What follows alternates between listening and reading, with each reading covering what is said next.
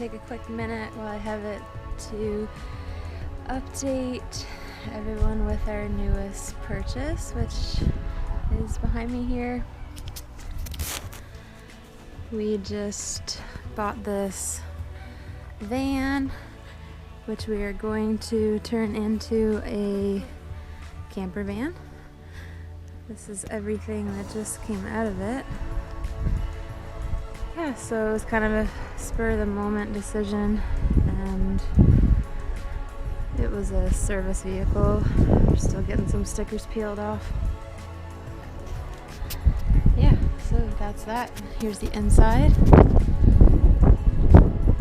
Kevin has stripped it bare, so I'll attach some videos after this to show you what it did look like when we got it, and a little bit of fast-paced work that he's been doing it to the left. So yeah, I just wanted to give a quick update.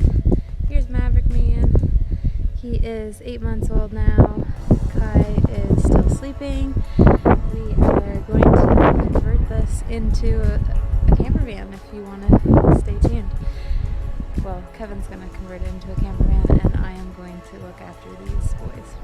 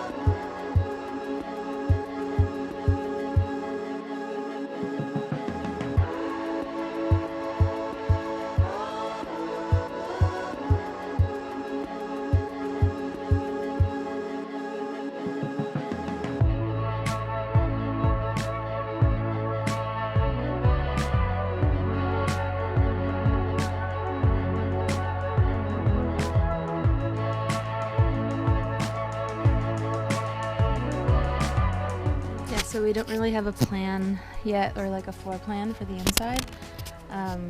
Obviously a bed and a small kitchen, and the biggest problem we're running into right now is that we need to have 2 car seats for the boys, because we'll be doing some long distance traveling, so they're obviously going to take up like a lot of space right here, so we're trying to be like the most efficient, I don't know, the smartest way to do that without like taking up our living space. So we are looking at other families that are also on the road with a camper van, and this